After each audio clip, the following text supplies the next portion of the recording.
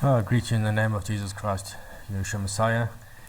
It is the 3rd of February 2023, and it's about 10 o'clock in the morning here in South Africa. My name is Ivan, and it's a long time since I made a video. I'm going to post this up on YouTube, and for those that know me, will know that I haven't put out anything for some time. The last couple of years, 2 years or so, I've really just been focusing on putting out written studies on various aspects, mainly around the calendar and of course around aspects around the end times, understanding the prophecies, etc. And so I've been sharing that a lot with friends and my groups, fellow Christians, my brothers and sisters on Ministry Revealed on the forum, etc. So various places, and I just thought that it's time to put out something very something that's been on my mind, something I've been working on for a very, very long time, the last 6 or 7 years or so, and it's really come to an head, and it's so exciting, the things that have become clear to me, and that is the subject of the biblical chronology. I've finally come to a clearer understanding, and that I can prove. How can I put it? I can prove. I can show you that our Bible has enough information from a chronological point of view to be able to put a chronology together from creation all the way to our day accurately, which includes being able to prove the year in which Jesus was born, the year in which he was baptized, and the year in which he was crucified. And I know that this is a really contentious subject. There's many videos out there, many teachings out there, lots of ideas, lots of different years have been presented and reasons why they believe those years. And to my knowledge, all of them are based somewhere along the line on some external chronological data. What I'm about to show you this morning is so exciting, that this is a chronological timeline put together on data exclusively on the Bible. No other source of information is used to put this together, and I think that's the part that really gave me so much excitement and so much pleasure, to be able to know finally and be able to prove that our Lord has provided us with information, and how fitting. I mean, it was always there. We just had to dig for it. I must admit that the bulk of this work and the foundation of this chronology, the work was done by a guy by the name of Reverend Martin Anstey, Reverend Martin Anstey. And he did this study more than 100 years ago. In fact, 110 years ago. He put it, and he published it under the name The Romance of Bible Chronology. His goal, his stated goal in his book, was to do exactly that, was to put a chronological order of events together exclusively from the Bible. Yes, he did make reference and comparisons to other sources, or other sources, whether they be monuments, whether they be archaeological records, other historians' records like Ptolemy, like Josephus Philadelphus, and a whole host of others. And he makes the comparisons, but he considers them to be witnesses, not the final judge and jury. And in many cases, they contradict what the Bible has to say. There are some instances where there is alignment, that's great, but there's some real issues, and they contradict each other as well. He went into the Jewish chronological records as well. So, and there are some major conflicting timelines in the historical texts of these various sources. And so I've come to the understanding quite a long time ago. I said, to myself, if it's in the Bible, I believe it, and everything. The Bible is my yardstick. It's my final determining factor. If anything that contradicts what is contained in the Bible, in my view, I choose the Bible. I refuse to accept anything that does not line up with what the Word of God says. And so that's really what I want to spend some time today going through. I'm going to try and keep this as interesting as possible and as not too technical. And I'm going to go into detail on this graphic as well. But before I do that, I just want to share with you the base, because I really needed to give credit to Martin Anstey. This is a copy, a PDF copy of his original book.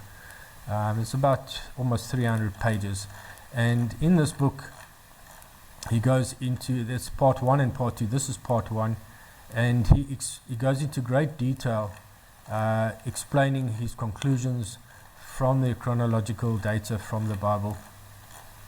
Everything is explained in detail, and so he's been able to extract dates that others have not been able to, or timelines and understandings that, as far as I'm aware, nobody else has been able to, or has come to see them. I really believe he was guided by the Holy Spirit in the work that he's did. And unfortunately, it is so sad that his work that was done more than 100 years ago, and is so meticulously, accurately done, that it receives so little attention in these amongst historians and chronologists. It was just really, as far as I can see, put on the back burner and ignored. And I suppose that's largely because it was biblical, and it was for that reason probably rejected. The part 2 of the book, this is part 1, and then we've got part 2. See, here's part 2. Part 2 is the tables. Okay, so what he did was he then tried to put his findings in a graphical format, and he created a table starting from Adam, and he's put a reference to historical data and testimony and text, etc. with each of these lines going through.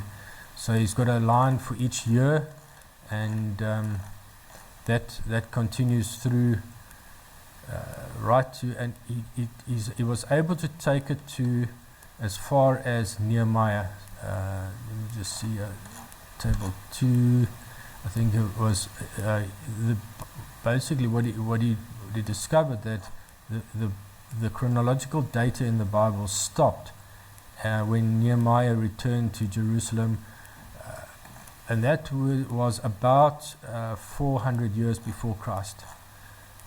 There's no more chronological data. So just want to find that mark. There's a few other tables after this table, so I just want to scroll through 3, 4.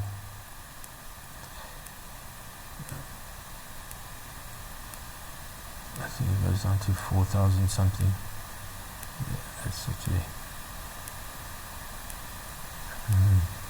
Yeah.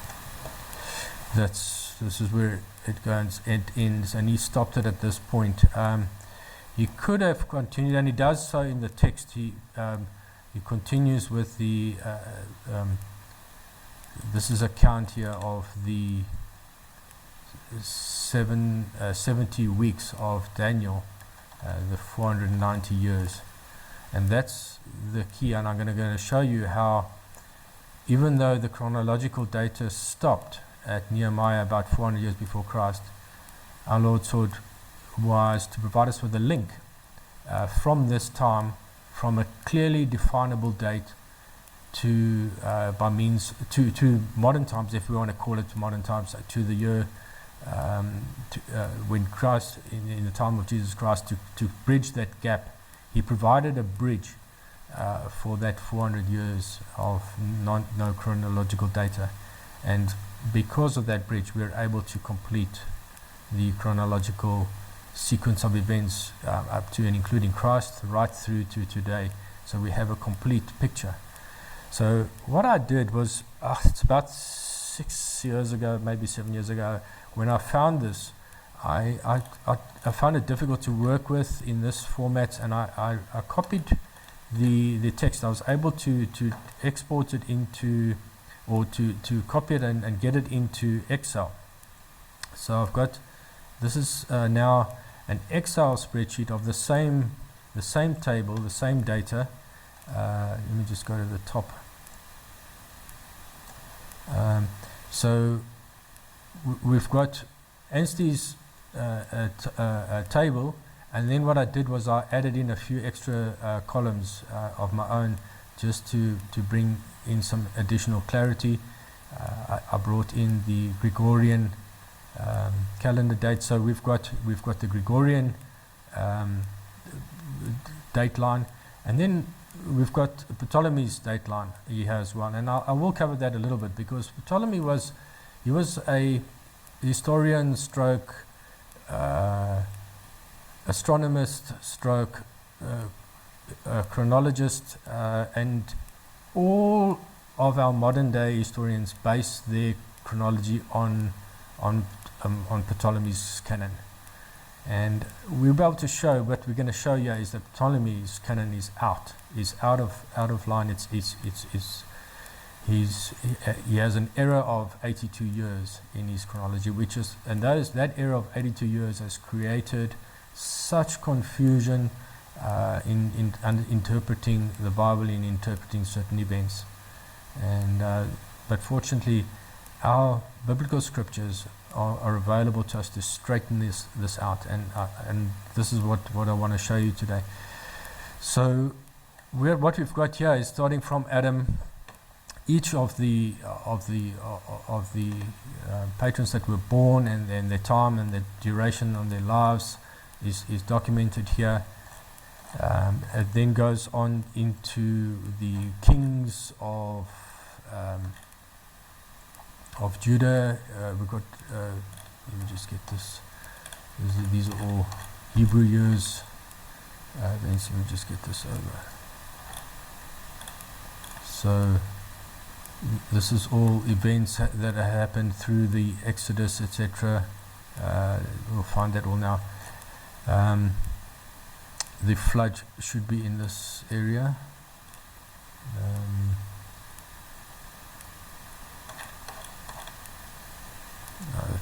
The flood's on this page here.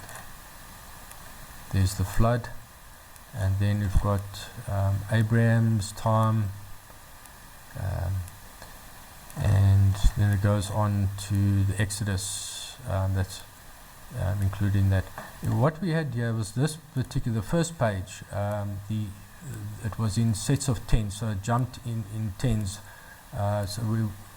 It's not as detailed. It's not year by year in the biblical count. The years since Adam went in sets of 10. So you can see from 2230 to 2240. But the actual date is in this column here. So it's more condensed. But then from the next page on, so I think we go on to year by year. So this becomes more expanded. And from there on outwards, it's year by year on the biblical dates.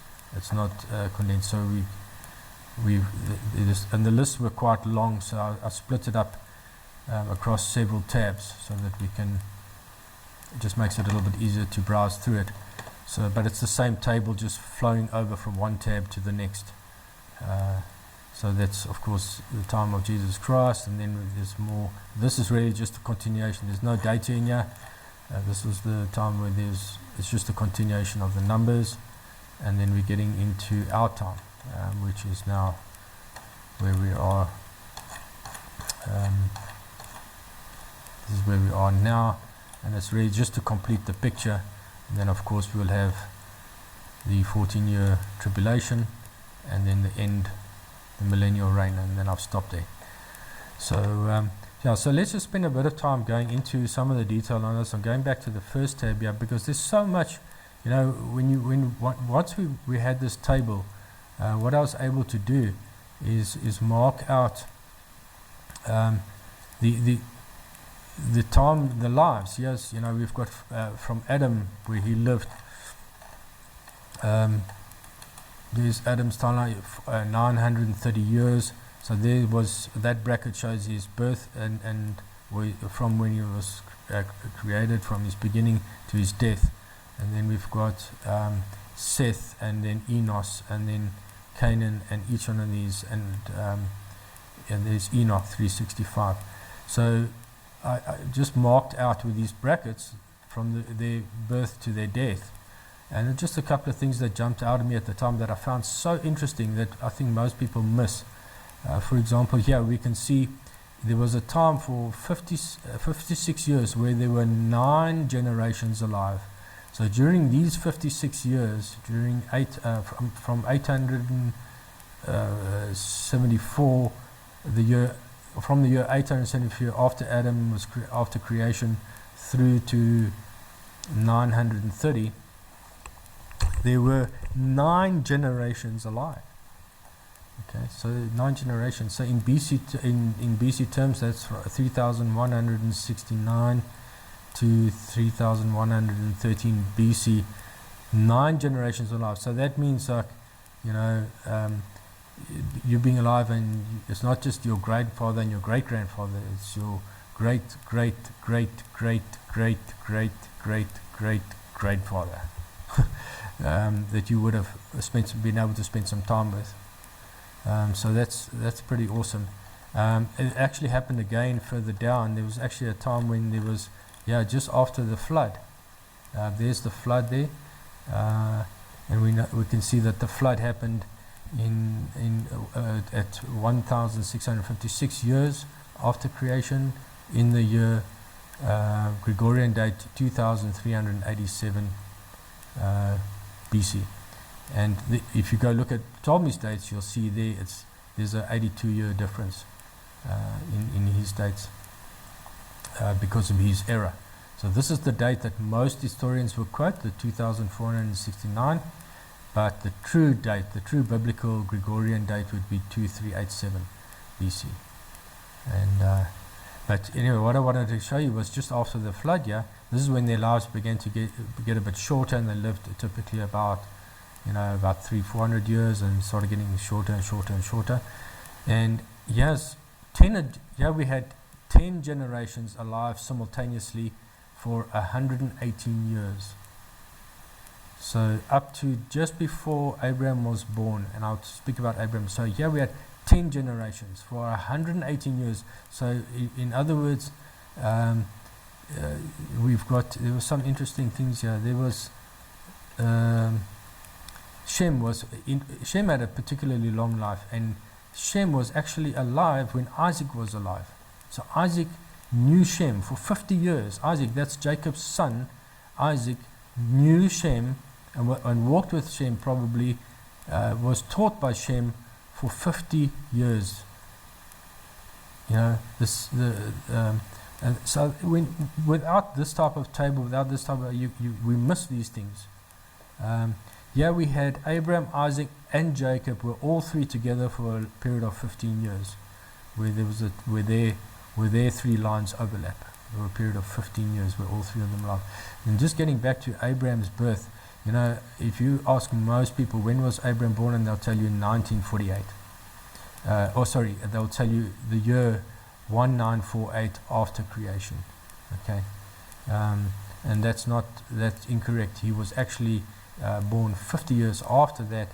He was born in the year 2008 after creation, not 1948. And there's many videos out there that speak about this 1948 for Abraham, and it's impossible. First of all, if you read the text in the Bible, it says that the whole key to this thing is when Abraham was 75 years old, was when Terah, his father, was 205 years old, and when his father died.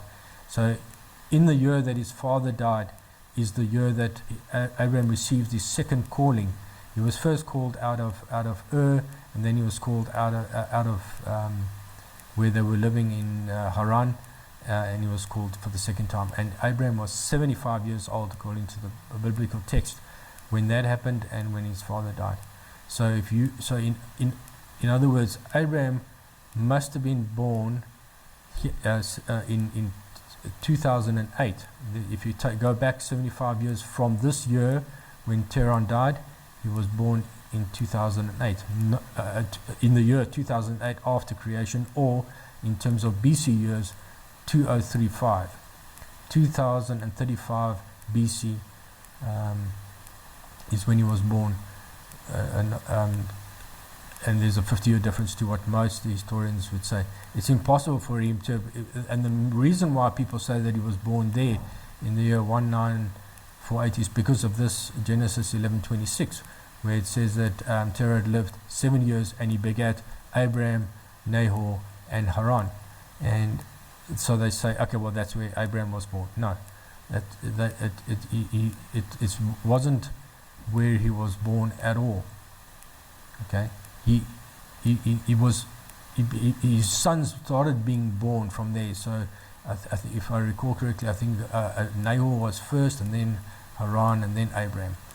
And so that statement is misinterpreted. Abraham was born here and not there. And the interesting thing is, Abraham was born just after. So Noah died in 2006 years after creation, or in the year 2037. So there were 2 years after Noah died, Abraham was born. So Abraham never got to meet Noah. So it was a whole new era. That era came to an end, and 2 years later Abraham was born, which is a whole the beginning of a new era of things. So it's the old and the new. That's the turning point at 2008 years after creation. So it's 75 years. Interesting, 75 comes up a lot all of a sudden, and that's we've noticed. We've been speaking about 75. Israel has been in the land almost 75 years now as well. So, and I'm not going to get into detail on that, but we know what the count is. But this number comes up, and you'll see in the chronology, this number comes up quite a bit. I believe that the year in which Adam and Eve sinned was when Adam was 75. And I have a reason to believe that, because that, and I'll get into that on the chronology, but we're not given a year, but we know that from the book of Jubilees, it tells us that on the 17th day of the second month, that Satan approached Eve. And so that would have been, and then, so in the second month, and it's interesting, I don't believe that, I can show that from the book of Adam and Eve, that Adam and Eve weren't kicked out of the garden in the second month. They weren't kicked out immediately. There was actually a 9-month gap between when they sinned and when they were actually kicked out of the garden. In the book of Adam, I'll just touch on it briefly, seeing as I'm here now. In the book of Adam and Eve, there's enough information there to be able to work out enough days given, and from the Feast of Weeks. When you read the text, you'll recognize that they were at the 140th day. They were 140 days out of the garden at the Feast of Weeks. And so when you count back 140 days, and you must exclude the new moon days, you must count it only weekdays. That's the way God counts his calendars. I cover that in my write-up on the calendars. I don't want to jump around too much, but God counts. The demonstration of that count is given to us in Leviticus 23, when he gives us the count to the Feast of Weeks. We are to count 7 Sabbaths, and that count is also equals 50 days. So it's 7 Sabbaths, 7 times 7 is 49, and the next day after the Sabbath is the 50th day. But when you count it on the actual calendar, you count 52 or 50, about 51 or 52 days. So how do we reconcile that? And it by the way, it's not a count of 50 days after the 49. No, it says it's giving the Exodus, the Leviticus 23 gives us two ways to count to feast of weeks. The one is 7 Sabbaths, complete and the day after the 7th Sabbath is the feast of weeks. And the other way that it describes it is that it's a 50-day count. And that, from that, we can know that the only way that can be true is that God does not count new moon days. He doesn't count, he only counts complete Sabbath weeks, 6 days work and 1 day of rest, complete. So Sabbath weeks complete that he counts. And the Jubilee count is exactly the same. We've got 7 years in a cycle, and then we've got 7 sevens, that's 49, and then the year after the 49th, which is the 50th, is the Jubilee, which is also the first day of the new cycle. And that works exactly the same with the count for Feast of Weeks. So based on that, we can know that the 140 days from Feast of Weeks, we can count back. The only problem that we don't know for certain is whether, because the 140 days goes over from 1 year to another. So when you go backwards, because Feast of Weeks is only in the 3rd month, and 140 days is 20 weeks. So it goes across the year. And the question is, was it a 12-month year or was it a 13-month year? And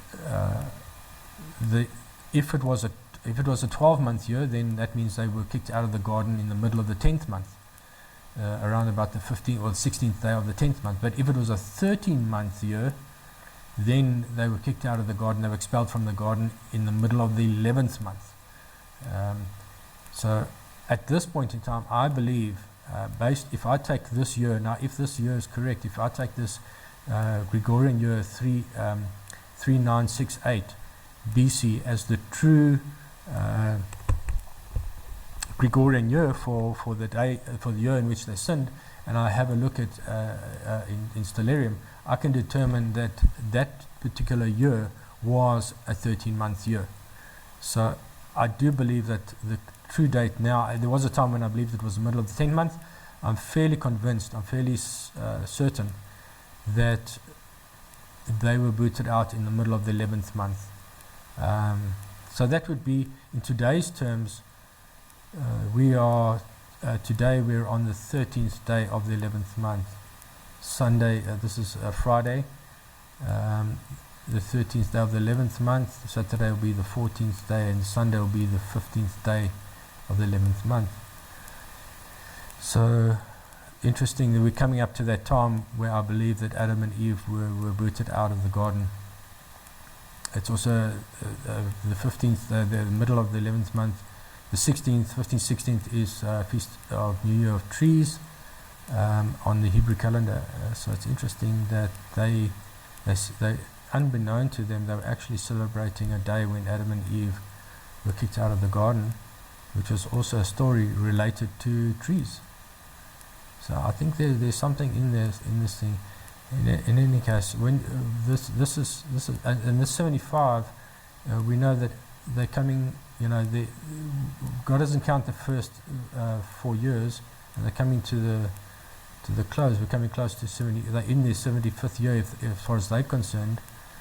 They've completed 74 and they started 75 as far as Israel's concerned in Israel. But okay, the purpose of this video is not to go into detail of that particular count, but it might be worthwhile just touching on that. So to understand, if you want to get into this 140-day count from Feast of Weeks, then I'd highly recommend that you have a look at a video that I did sometime. I think it's in this playlist. Yeah, this is my channel, Ivan Stuffs, and I think it was in this playlist. Yeah, it was the Fall of Man. This one, yeah, original Black Friday, the Fall of Man. As in this video, I actually go into. And I'll provide links in the description. This video, I go into the book of Adam and Eve, and I describe how I came to the conclusion At that point in time, I concluded it was the middle of the 10th month, but later on I realized, at that time I didn't consider that there might have been a 13-month year that year. And well, just in terms of the debate of whether there is a possible 13th-month year from time to time, there's no question about it. The calendars, the sun, moon, and stars calendars prove that there's a 13-month year. And again, this video is not to get into the detail of the calendars, but if you are interested in getting to understand a video on the calendars and the Metonic cycle, this Metonic cycle is when we add it determines when we add the 13th month in a particular year. And it's not a man-made cycle. This is a cycle that's actually governed by the sun, moon, and stars. I did a detailed write-up on that in a paper called Unscrambling the Calendars. So if you want to go into it's 21-page document, and I describe in great detail how I came to the conclusion of what the true biblical calendar must look like, and all the sources. So I'd highly recommend that you read through this document. I'll provide links to all these documents, and I think the most important discovery, as far as I'm concerned, is discovering exactly how to determine which new moon is the first of the year. You remember that the Lord said to Moses, "This moon is the first of the new moons," and there was no indication as to what was unique about that particular moon, or that particular sign that Moses would have known that one out of all the new moons was the one to determine the beginning, the first new moon of the year. Of course, new moon is the dark moon, and there are a few people out there that advocate that the new moon is the full moon. There is no way that is true. Certainly, certain individuals have also gone so far as to say that Enoch supports the concept that the full moon is the new moon, and that's a lot of rubbish. If you read Enoch correctly, you will see that every single time he actually says quite straightforward that at the end of the month it's dark. So if it's dark at the end of the month, then it must have been full in the middle of the month. Besides that, every single time he describes the cycles of the moon, he always starts on a dark moon and he goes through the full moon and he ends on a dark moon. So there's no question about it that the dark moon is the new moon. And as far as far as I'm concerned, it's the only way that we can get that we can read the calendar. So what is the picture in the sky? The Jews at the moment, well, they run by the equinox. They use the equinox as a guide as to the movement of the equinox as a guide to when the year should start. And I believe that's exactly why they are wrong. And that's why they're a month too early consistently. Now they used to be in sync when in Jesus' time, when the equinox was in Aries. They determined their calendar accordingly. That time period is correct. But now that the equinox has moved, their calendar has moved. The equinox has moved to Pisces, and because it's now in Pisces, they are starting their year a month too early. Now and again, there's a year that is in sync with the sun, moon, and stars Aries. I believe that the picture to be determined. So this is my struggle through for a very long time. What is, if the equinox is not the mechanism to determine the beginning of the year, what is? And I'm very convinced that it has to be something that's visible. The equinox is not visible. You have to measure it. And I believe with all of my heart that God's calendar, His clock, was meant to be observed. We look up and we should be able to see it. We shouldn't have to measure anything. We shouldn't have to determine where's the equinox, where's the solstices, etc. Yes, we can, but I'm not saying there's anything wrong with it, but certainly not for the purposes of understanding His timepiece. So what was the mechanism was my question, and the whole thing comes down to this, to the speaker, to this. The word abib means green leaf, and speaker also means grain. Grain. This is a Latin word for grain. I have no doubt that this is the star that determines, together with the sun, together with the moon and the sun. This is the picture that we want to see for the beginning, for the first dark moon. So we've got the sun just setting, and we've got the moon just visible, that first sliver just after sunset. You can see that first crescent, and speaker must be just on the horizon, as close to the horizon as possible. And when you've got this picture before you in the skies, that is the new moon, the first of the new moons, the first month. So in 2023, this picture is only comes up on the 22nd of April. The Hebrew calendar are going to start their year on the 22nd of March, a month too early again. So, and this picture, by the way, is a picture that is true to determine the beginning of the year, right all the way back to Adam and Eve. So I think it's worth just mentioning this.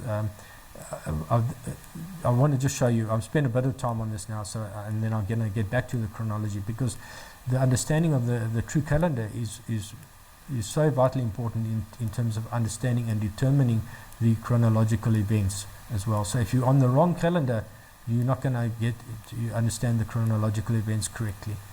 So what we've got here is in this time, the equinox. There's the equinox in Pisces, but this is it's not about the equinox. We want the sun in Aries. This is a picture. It's the same as that one, with just the horizon removed, so that you can see the position of the sun. The green line is the horizon, so everything below the green line is below the horizon. Everything above the green line is visible. So they're just two snapshots of the same scene. So we've got the crescent moon at sunset, with speaker just above the horizon. That determines the first month and of the year.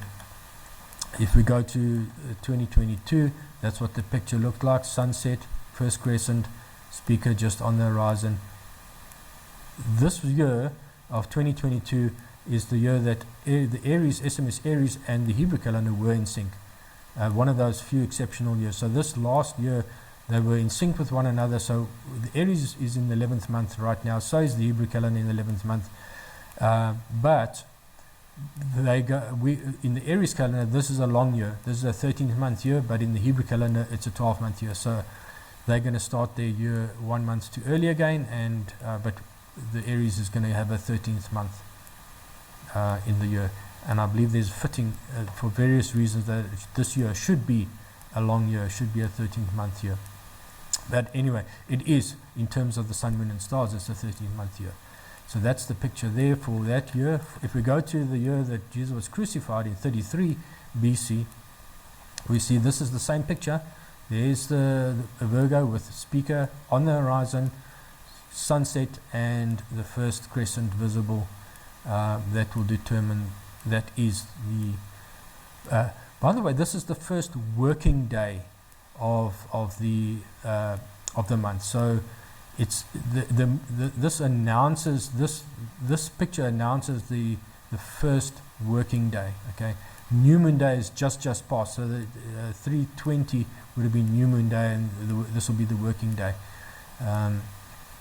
It's just a technical, because that's why God doesn't count New Moon days. He counts from the first from work. They exist, and we wait for the sign. We look for the sign to indicate the beginning of the month, the first crescent, and then we start our first working day. When we see that first crescent, the next day that we see it, the day after we see the first crescent is the first working day. So then we'll work 6 and have a rest, and we do that 4 times, and then we'll be back at dark moon again, and we wait for the sign again. And sometimes we wait 1 day, and sometimes we wait 2 days before that crescent arrives. Regardless of how long the wait is, we wait for that crescent to indicate the first working day. So that's the picture in Jesus' day. And you'll see if we in the version where the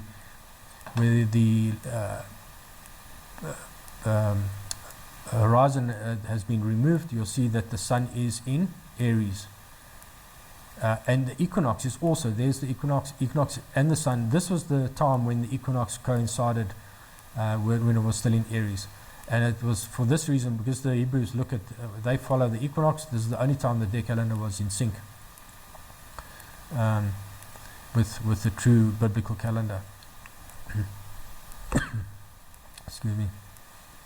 So that's the picture for that year. And if we go back and we look at now 1,500 years BC, we look for that same picture. There's speaker on the horizon, sunset, first crescent. There's the beginning of the year.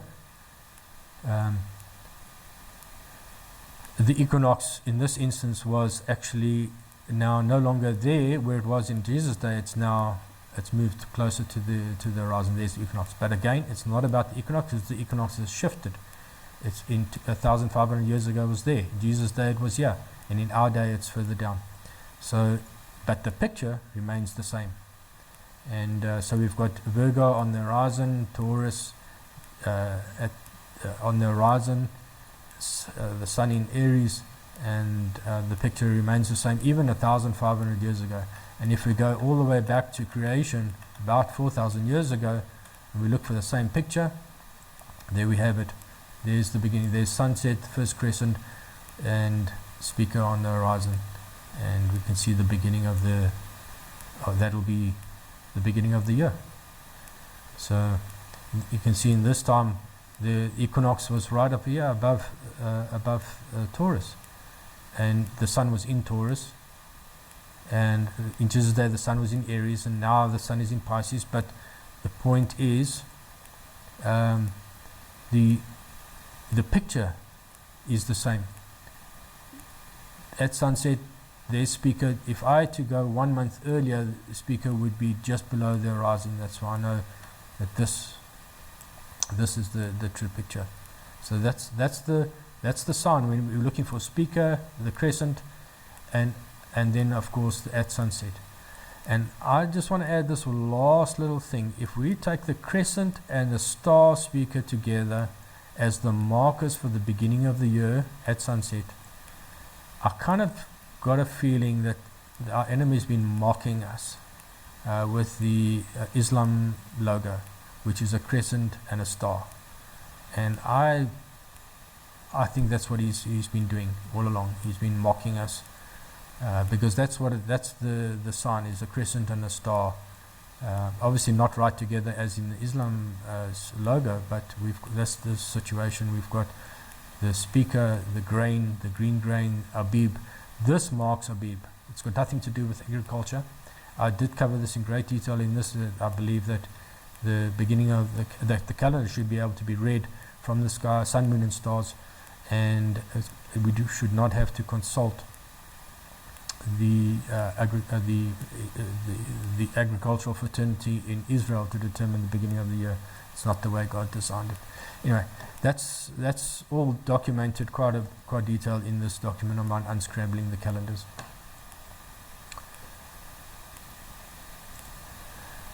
Okay, so getting back to so that's the video, the Fall of Man, and then all the other videos describing the calendars, and then my write-up on the calendars. Have a look at them.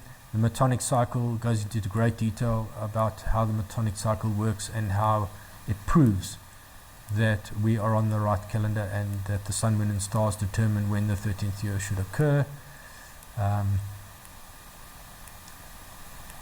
And then while I'm here, I'm not going to, this will be, if you want to understand Enoch's luminaries, the description of Enoch's luminaries, I go into detail of that description of what it really is saying, and using stellarium I can track exactly what Enoch is saying in terms of the movements of the sun.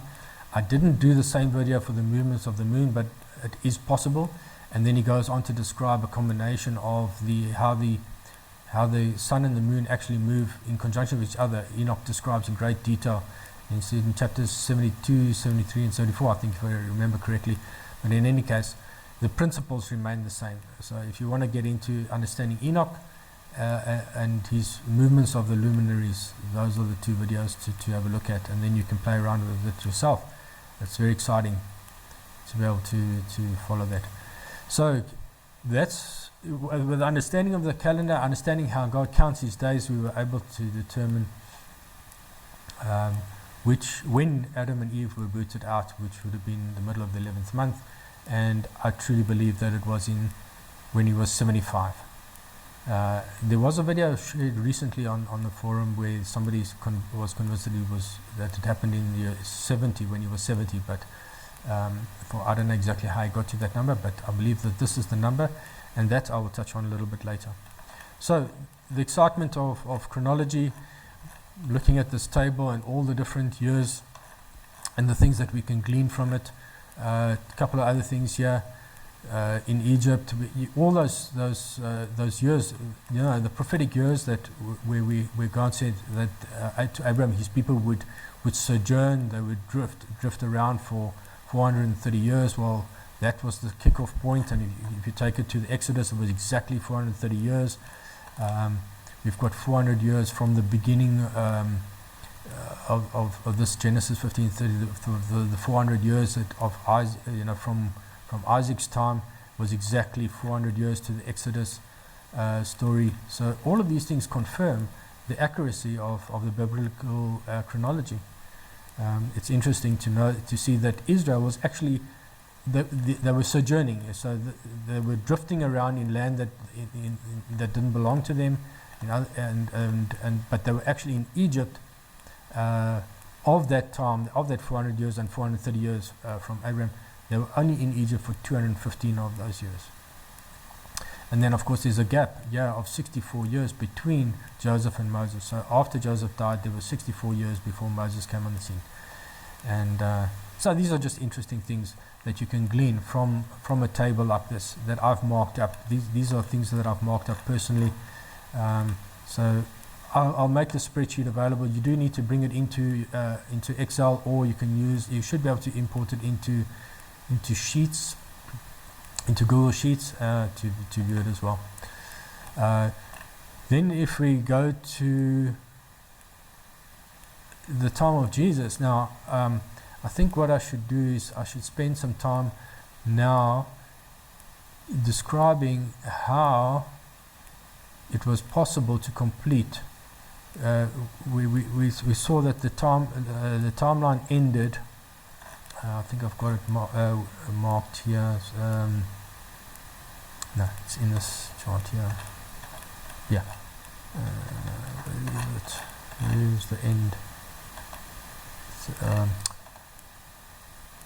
Okay, so yeah, it would have been here. Yes, this red line.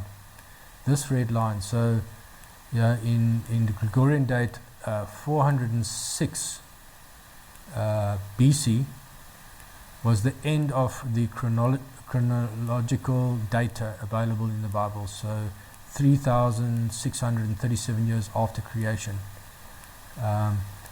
was when Nehemiah returned to Jerusalem, and that was the last bit of chronological information. So now I need to get into, what is the mechanism? If it ends there, what is the bridge? That I mentioned that God has provided us with a bridge, and that bridge was the prophecy of Daniel's 70 years. Okay, now this is another area of great contention. It's another area of 70 years of weeks, 70 times 7, 490 years. So many have used this prophecy to try and understand various things. And there's a whole lot of issues that have crept up and misinterpreted with this particular prophecy because of Ptolemy's canon, because of his 82-year error in his canon. You see, in the dating this particular beginning, Daniel was told that from the time that the decree was issued to rebuild Jerusalem would be 70 weeks of 7, 490 years. And more specifically, it would be 7 weeks and 62 weeks to Messiah. And then in the middle of the final week, he would make a covenant. Now, people have interpreted to that prophecy in different ways. First of all, let's deal with the kickoff point. The kickoff point was the decree to rebuild Jerusalem. Now we know that it must be a period of around 483 years to the time of around Christ. The problem is people consider this decree of Cyrus to have occurred in the year 536 BC, and that's more than the 490 years. So they reject Cyrus's decree because it's more than 490 years, and so there's a problem. They can't reconcile themselves to it.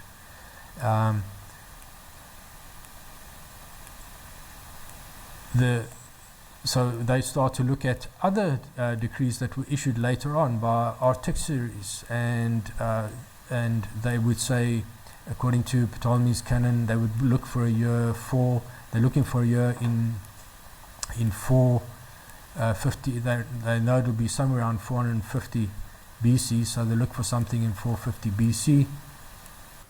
So the problem is that they can't find a biblical reference for that time period, for around 450. So they have to, and there's no record of when these kings, these Artaxerxes and Darius and these various guys were when they were in power. So there's no option but to revert to chronological resources that are outside of the biblical reference, just to demonstrate the kind of thing that happens. And if you go and have a look, do a search on the decree to rebuild Jerusalem, you'll find that there's a whole bunch of articles on this type of thing, and they all focus around this year 457 BC.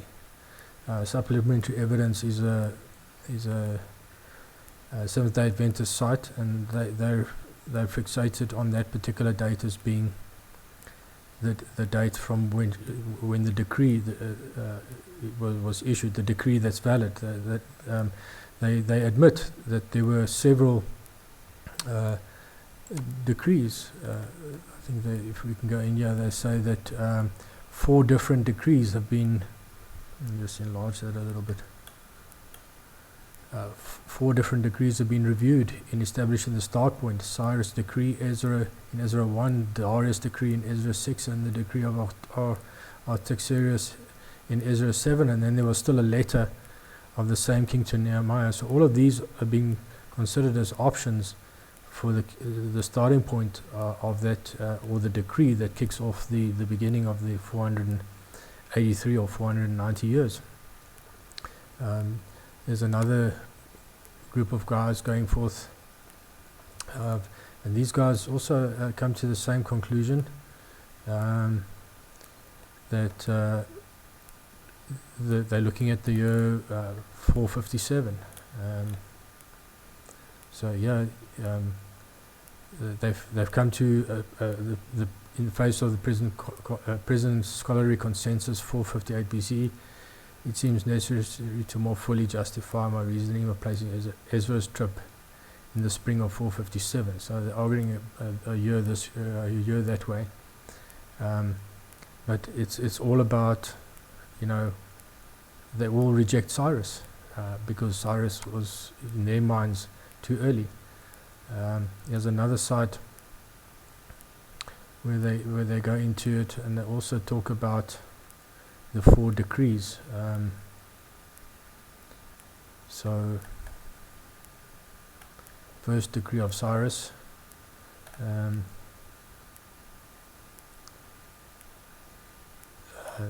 There was a section here somewhere where they referred to the 4. Yeah. So in the book of Ezra, Nehemiah, let me just see if that we find that the royal commands issued by the Medo-Persian kings, they could possibly qualify as the command to restore or rebuild Jerusalem. The first command was Cyrus, the second was Darius, and the third was Artaxerxes, and the fourth was Artaxerxes in his 20th year. So these are all the options, and then I think they also settled on the 457 BC, and that's 457 BC on the Ptolemy canon. It's not the true. You must remember there's an error of 82 years in that. So anyway, they're looking at that particular date. Why? Because it's a time frame that would bring them to around about 33 AD, the crucifixion of Christ, and that's what they're really aiming for. So that's the dilemma we've been faced with because of not understanding which decree. So we can argue the decree, but what does the Bible have to say on the matter? And that's where Anstey was articulate in his discovery, and he was clear, and he actually said in his book, if it wasn't for these for this 82-year Ptolemy era that people had to contend with, and that they would not have even considered any of the other decrees, they would have leaned wholly and solely on Cyrus, on the decree, on the original decree.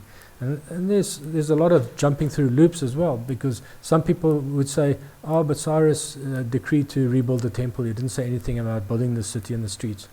It's really a mute argument. I mean, who would rebuild a temple in the middle of nowhere with no support structure, no accommodation? That's just a mute point, really. It's trying to get into the finery of things to justify the problem, the dilemma that they have, instead of getting to the real problem. So, if we have to go back to what does the Bible say? Well, God said that Cyrus was his shepherd.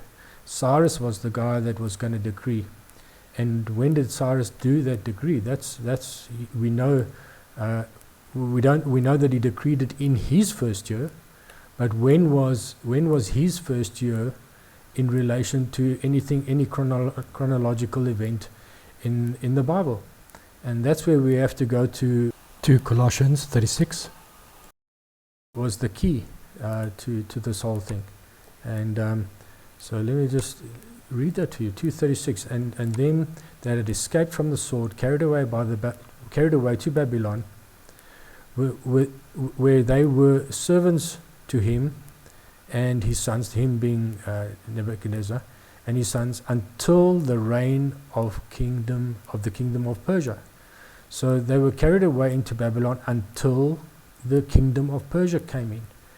Now, that's very important. We need to know. And then to fulfill the word of the Lord by the mouth of Jeremiah, until the land had enjoyed her Sabbaths, for as long as she lay desolate, she kept the Sabbaths, to fulfill 70 years. So there's the 70 years. So they were there for 70 years. They were to fulfill 70 years in Babylon until the kingdom of Persia came in. Now, we know from a biblical chronology, we know when the start of the 70 years was, and we know when the end of the 70 years was. And we know that the kingdom of Persia came in on the first year of Cyrus. Now, we need to just bear in mind that there were 2 years when Medo-Persia was in place, where Darius the Mede, he was governor for 2 years. So it was a joint reign. He was the governor. Cyrus wasn't there, and Cyrus came in as sole king 2 years after Darius the Mede. So, and it's in Cyrus's first year that he issued the decree. And we know that it's in Cyrus's first year that they were in their 70th year. And 2 Corinthians 36, 20 and 21 confirms that the decree, they would be there 70 years until Persia. Where did Persia come in? With the sole kingship of Cyrus. So we now can peg the issuing of the decree against a particular point in time that is chronologically determinable. We can determine exactly from biblical chronology when the 70 years started, and this was related to when the first, in fact, it's interesting, there are several 70 years here. There was, they first started exile. First, guys like Daniel and Shadrach and Meshach and Abednego, they were taken into exile. That was a few years before the actual siege and destruction of the temple. In fact, so if you go and have a look here, you'll see that there's the actual there's a 70-year count, beginning of the 70 years of indignation, which actually started later. Okay, and actually started in the 17th year. It was 17 years after. Then there was indignation, and then here's the actual. This is where the temple was broken down. Okay, and the temple was actually destroyed in the 20th year after the first exiles took place. So the punishment already started for some 20 years before the temple was destroyed. And we must count our 70 years from when the punishment started, when the first exiles went out. Because Daniel was included in that lot, in that group. And so that's where we must start our 70-year count. And if we count down 70, so we know exactly when that was from a chronological point of view. That was in 523 BC on the true Gregorian canon, date.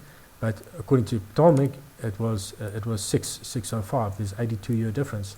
Okay, so and if you go down to the end of the 70 years, so in the end of 70 years, it was in the year 454 BC, and Ptolemy said it was 536. So this is why they rejected it. But if they had just known exactly where to place the Cyrus's decree, they would have in the 70th year, and that was the trigger for the count of the 490 years. Then now we've got our bridge established from a pure biblical chronological point of view. It's absolutely why our our churches and that haven't picked up on this, why historians haven't picked up on this, it's just perfect. It boggles my mind in any case. So when we now the question is, of course, when do we start the count? Do we start the count in this year 70, or do we start, because we've got a situation where the year 70 coincides with the first year of the 490.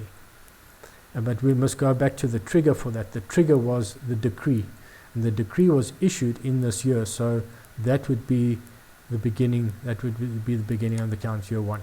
We could argue, there could be some space for argument that that this whole count should have been 1 year later. But I have reason to and I've looked at that possibility. But there are various reasons why I believe that this is the correct one, that there's an overlap of 70 and the first year of that the beginning of the count must start in the 70th year of their captivity. So now taking our bridge further, if we count the 400, we know it's 483 to Messiah. Now this is where I differ a little bit from Anstey. Anstey believed that the 7 and 62, which is 483 years, was to the crucifixion of the Messiah, the crucifixion of the Christ. I disagree with him. I think it was to Messiah, and Messiah came into being at his baptism. That was when he was anointed Messiah at his baptism. So I've adjusted the count to take us through to where to that point. So if we count 483 years, that would bring us into the year 29 AD. So 483 years and 29 occurred in 29 AD. So it was in 29 AD that Jesus came, that he became the Messiah. That was when he was baptized, and he was about 30 years. And I'm going to go into a little bit more detail on this. So we have now got a reference point. Then, of course, there's the final week, where for some other reason people want to push out that final week of Daniel, the 70th week. They want to push it 2,000 years out. And there's nothing in the scriptures that would remotely give one an idea, an inclination to think that must be pushed out 2,000, that the final week must be pushed out 2,000 years, that there was any such delay. No, nonsense. The final week followed on immediately, and it was in that middle of that week that he made a covenant with many. And why the church wants to, in a text that is clearly referencing the Messiah, clearly referencing when he would come and what he would do, why they would say, oh, it's the Antichrist that then makes a covenant with many in the middle of the 7th week. I mean, there was no talk of Antichrist in that whole in the whole passage. It's ludicrous. It's crazy. So there's two aspects of that whole interpretation of Daniel's 70th week. That's just doesn't make sense. There's no indication for a delay of 2,000 years, and there's no indication that the Antichrist was mentioned anywhere in the text. No, the one that the he that makes a covenant with many in the middle of the 7th week, or the middle of the final 7 years, was Jesus Christ, the Messiah. And that's exactly what happened. If you take from his baptism, 3.5 years, puts us exactly at 33 AD, when he was crucified, and he made a covenant with many. So it's just, it boggles my mind how did Daniel's 70 weeks prophecy get so screwed up that we can't even see the wood from the trees anymore. There is, of course, another interpretation of the 70 weeks, that they are 70 years. And I do believe this is a dual prophecy. One for the first coming, and the same prophecy interpreted in terms of 70 years will give us the information that we need to determine the Messiah and the coming for the second time, and the time of the end. I'm not going to get into that. I'll point you to a document that I get into that in great detail. But in any case, if we just go back, I've done this whole calculation, or this determining of the years in a graphical form.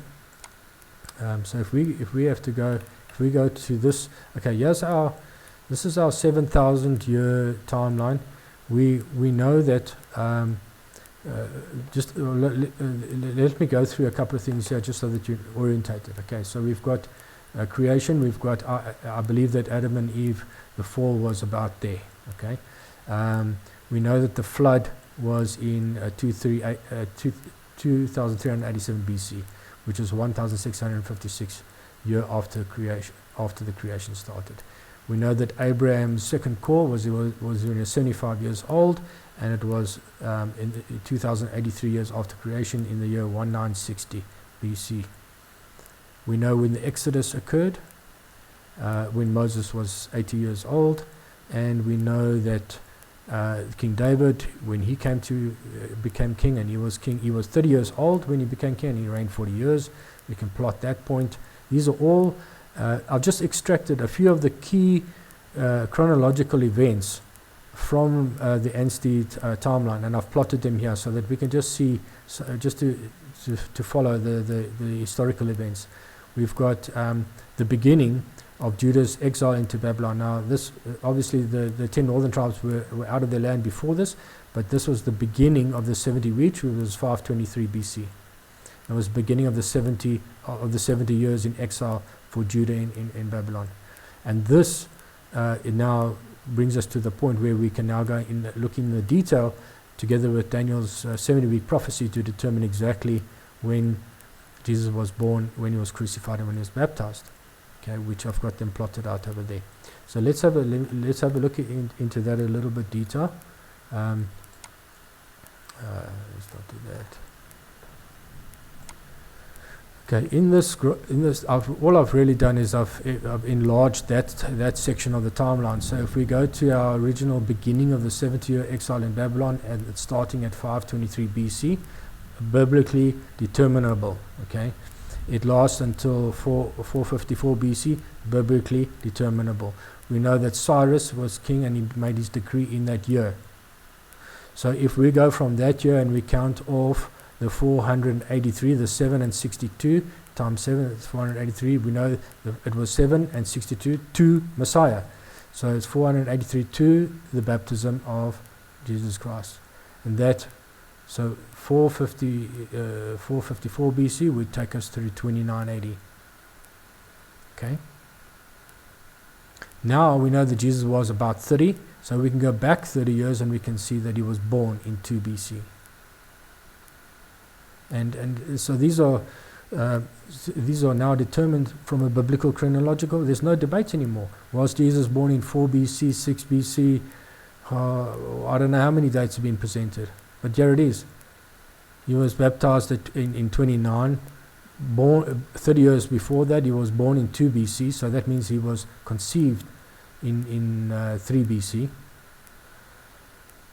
Born in 2 BC, and then he was crucified in about 3.5 years after his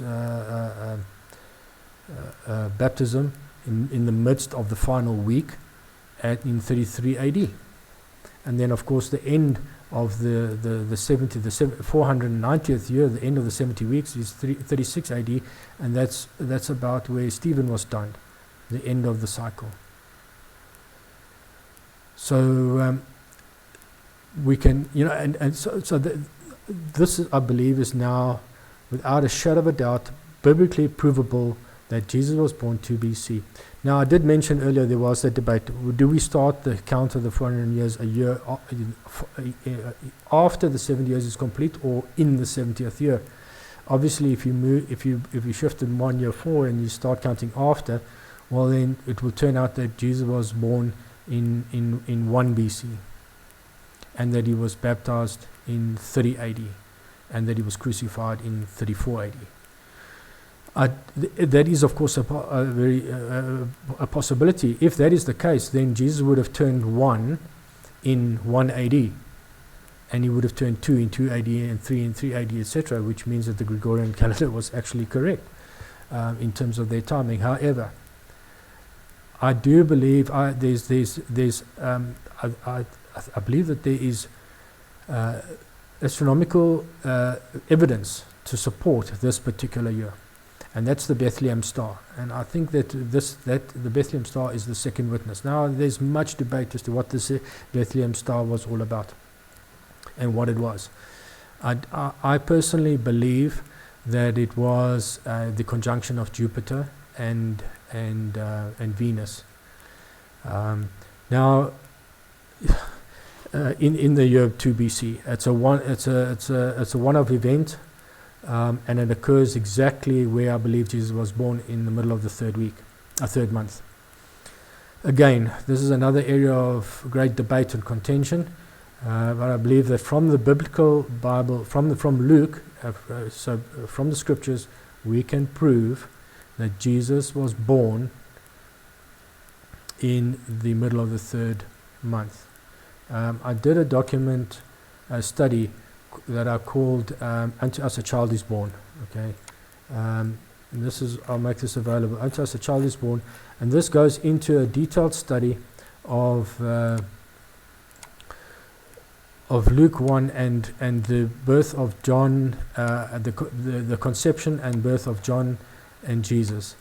And the key to understanding this whole thing, and where people get themselves in a knot about it, is that the angel Gabriel went to Mary in the 6th month, and it was Elizabeth's 6th month. So Elizabeth was in her 6th month of pregnancy in the 6th month of the year. If you understand that key, then you can pinpoint the conception and birth of John and Jesus to within 2 or 3 days. And so I'm not going to go into great detail on that. I'm going to make this document will be available where you can go and study, and I go through step by step on the scriptures, and I show that Jesus was was born. I will refer to this graph though. Let me just see. I think it's where is it? Yeah. This is a timeline. Well, maybe I should go a little bit larger. So it all kicks in. This is the key year. Yeah, Gabriel's visitation in this 6th month, and was Elizabeth's 6th month. So she was pregnant somewhere in her 6th month. Maybe just started, maybe in the middle, maybe towards the end. And this study shows that she was at the beginning of her 6th month, towards the end of this 6 months. So there's an overlap of a week here that we could narrow down the conception and birth of John. And I believe with a little bit more intuitiveness that can be narrowed down even further to about 3 days. So that's the criteria, 1, 2, 3. We also know that John's father he had come off duty, and we know that all priests, now we are told which cycle he was in, and that's where people get hung up. The priestly cycle that Zechariah was part of was the 8th cycle, and so they tried to plot that 8th cycle in the year. The problem is it wasn't necessarily the 8th week or the 16th week of the year if they worked for 2 weeks, and it wasn't and then it wasn't necessarily any fixed time of the year, because there's some evidence that cycle rotated through the year. Each year it would move on a week or two. So, and in my book, there's no way to categorically prove exactly when Zechariah's 8th week of duty was in the year that John was conceived. I believe that was unnecessary to go into that. It's unprovable, it's undetermined, but what we do know is the 6th month, month of Elizabeth's pregnancy in the 6th month. That's a determining factor, together with the fact that he was on duty. Now, there's no other feasts between, other than Feast of Weeks over here. He could have been on duty, so that could be a factor to determine. But if that was a factor to determine, Elizabeth could not have been pregnant in her 6th month after Feast of Weeks, which was in the middle of the 3rd month. So it must have been a little bit earlier. And the only feast that fits the criteria is Passover. And we know that Passover, all the priests were present because of the workload. So Zechariah is very, very likely, most likely that Zechariah was on duty at the Passover week. And that after the Passover week, he went home, and that in this final week of the 1st month, in this 4th week, somewhere in here is when Elizabeth conceived, when the conception occurred. So what I've tried to do is just expand that last week, and we can show that it probably had time to get home, so it was probably somewhere in the 6th day to the 29th day of the 1st month that her conception took place. So if we count 6 months forward, and we get to the situation where we know exactly where her 6th month was, and we can see which part of it coincided with the 6th month of the year, and we can expand that, so we can narrow down when Gabriel visited Mary in this 6th month, and we can say that it was probably, if we consider these 4 days, it's probably here that her 6th month began, somewhere in this period. Her 6th month, the first few days of her 6th month was probably here in these few days, which means that this is where Gabriel visited Mary, somewhere in those 4 days, and you can see it's just before the Feast of Trumpets. So I'm suggesting that I believe that Gabriel visited her in one of these days, and that her actual conception happened on the Feast of Trumpets. In any case, from there, if that is the case, the conception happened there, we can count exactly 280 days going forward, and we will then establish that Jesus was born. If you count 280, you find that Jesus was born in the middle of the 3rd month. And by the same token, we can determine that John was born somewhere towards the end of the 1st week of the month of the 11th month. So somewhere around the 7th, 8th, 9th, 10th of the 11th month. which, by the way, would put his 8th day of circumcision in the middle of the 11th month. His 8th day circumcision would have been here, which is exactly where Adam and Eve were booted out of the garden, in the middle of the 11th month. So we've got two events that are and we know that the circumcision of Zechariah is very significant to the end time, where the circumcision of John the Baptist on his 8th day is linked to the prophetic word of his father, who said on his 8th day that the Lord, after not being able to speak for a couple of months, he said, one of the first things he said, the Lord has taken for himself a people. And there seems to be a prophetic word in what Zechariah had to say on the 8th day of John's, on his circumcision day, his 8th day. So we've got two events pointing to a very important day here. The 15th day, 16th day of the 11th month is where something very, very big could happen, yeah. So anyway, this document is available if you want to go into greater detail to understand all of these things. So again, this is purely from a scriptural perspective. No external documents are considered.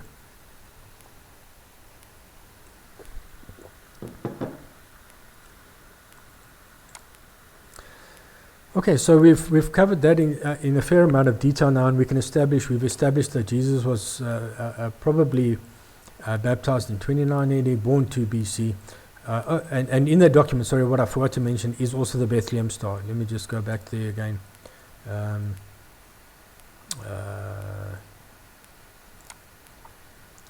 In the Bethlehem star, I'm coming. There was, I think I did have it here briefly. I'm coming.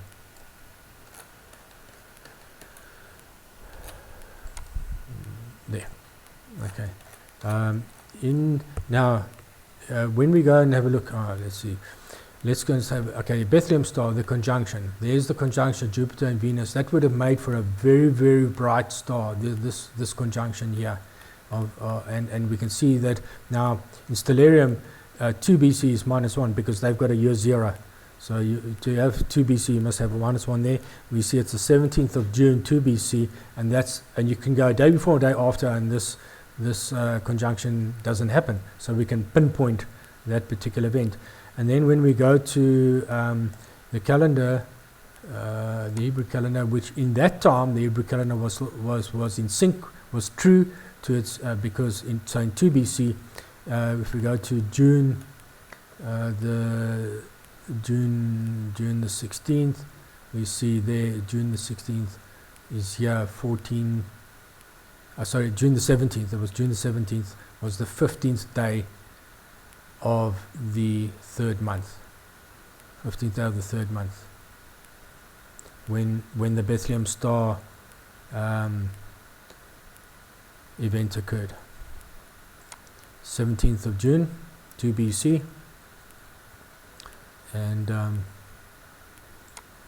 we see that, just to recap again, June 17th was the 15th day of the 3rd month. So we've got two witnesses pointing to a 2 BC birth. Just a brief note on the conception. 3 BC.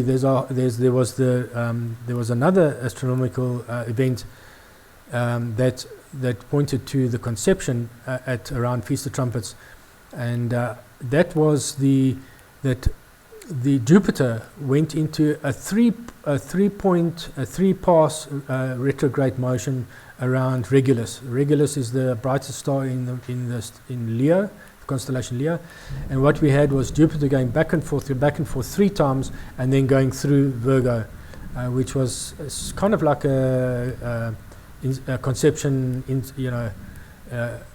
sort of picture, so to speak, and it was exactly around Feast of Trumpets. So there's just so many things pointing to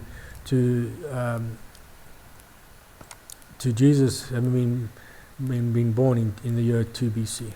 Okay, so I've just plotted that over here.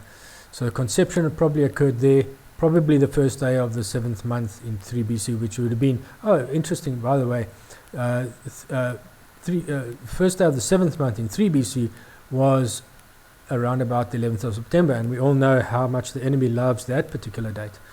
I've always advocated that the two towers, aeroplanes flying into the two towers on the 11th of September was symbolic of some sort of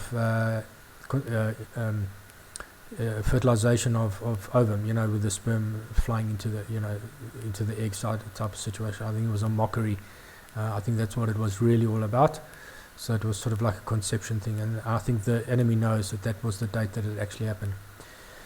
So then, of course, the birth the following year in 17 June 2 BC, and that was a 40-week perfect conception, the same day as Venus conjunction. So I think we can, with a great degree of confidence and certainty, we can say that we know exactly which year Jesus was born. We can know which month he was born. We can know which year he was baptized and which year he was crucified, and all from a biblical chronological sequence of events. I think it's just beautiful.